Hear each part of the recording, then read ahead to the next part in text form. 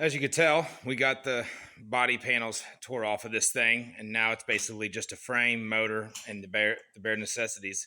Technically, it would run like this, but you definitely wouldn't do it probably safely. At this point, I need to pull the motor, and the reason for that is a couple. One, my magnetic pickup coil went out, and so I've lost spark. But it seems that I must have made a mistake when rebuilding the engine, and I will tell you about that in a future episode. But for now, it's got to come off the tractor. So I have a little bit of a lip point here. Yep.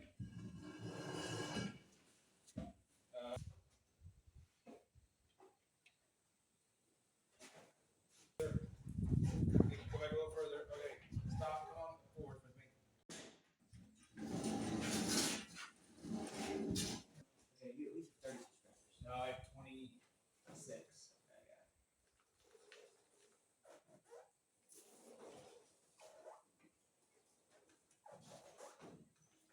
lot easier.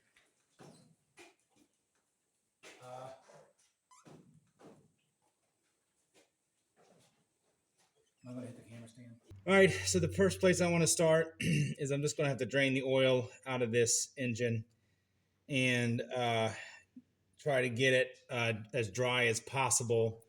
Because my goal is not to tear the engine entirely apart, but I'm going to have to tear it pretty far apart to fix what I need to fix. So let's get that draining.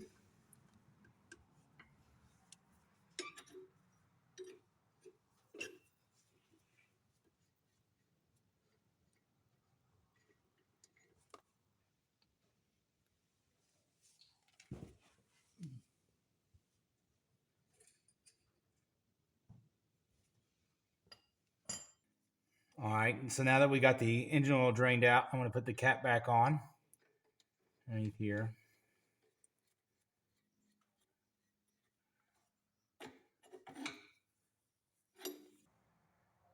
So in order to make my life a little bit easier, I'm going to remove this shaft or this oil drain shaft that comes out from the engine so it doesn't catch on anything when I'm removing the engine.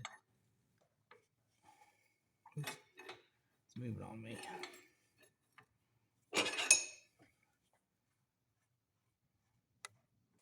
Alrighty, so I'm going to go ahead and remove the 4 engine bolts that's down here and get them off the tractor. And that way, when I go up, all I got to worry about is what's up top, and then it should be done and ready to pull off.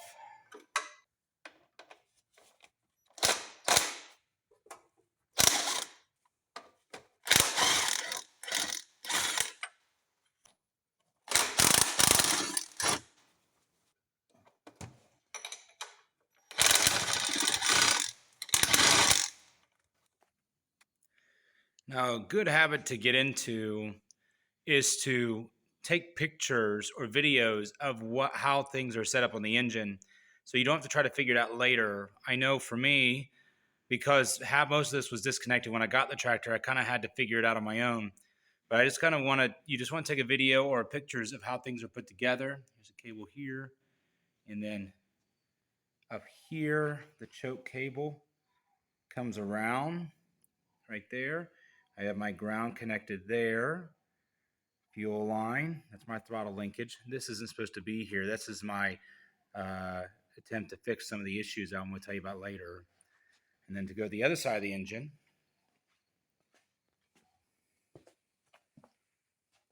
we have this plug here. And one of the things that I need to realize is this right here is the shutoff wire that goes down to the magnetic pickup coil down there, and the other two go onto the engine. I'll be unplugging this before removing the engine. And then here's another wire, another right here that comes out of the wire loom and goes up to the engine and is also attached to the ground.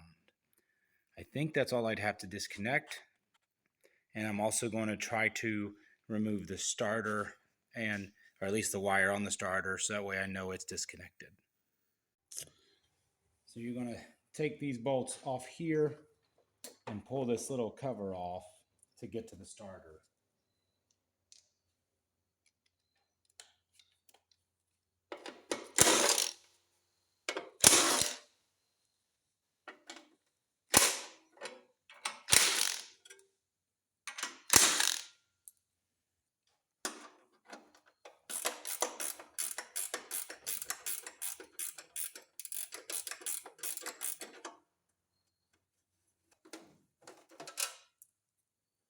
Also brought one for the spark plug.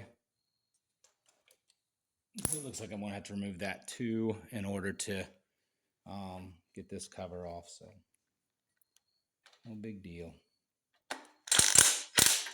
Okay. Now you never want to torque down a spark plug with one of these, but it's okay to take them out with these.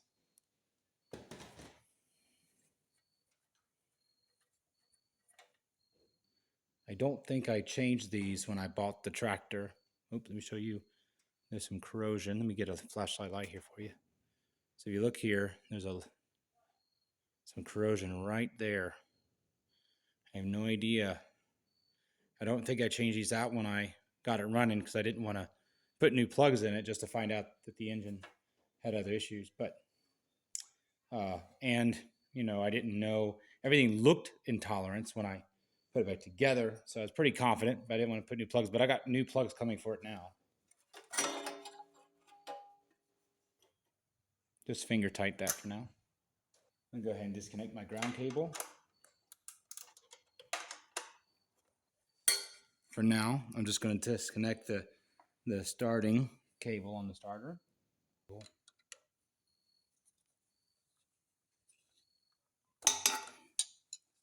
There you go. And last but not least, we'll remove the fuel cable. Fuel line. It's not a cable. It's a fuel line from the fuel pump. All right. So now I believe we're ready to remove the engine from the tractor.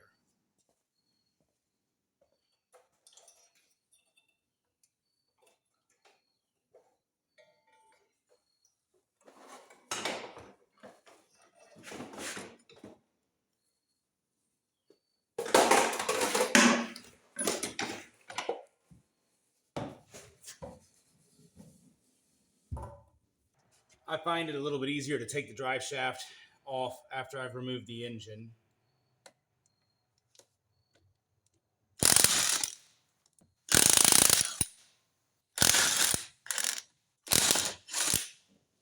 For the sake of not losing these, we'll put these back in here. All right, let's get this up on the workbench. All right, so this is probably what I'm going to call it. Got the engine on the workbench here, and hopefully in the next couple of weeks I get the chance to take off the shrouds and pull off the magnetic pickup coil and also look at what I want to repair on this engine. I want to thank you all for watching this video. If you wouldn't mind, like and subscribe to the channel and follow along with this build series as well as other build series that I'll be doing. Thanks, guys.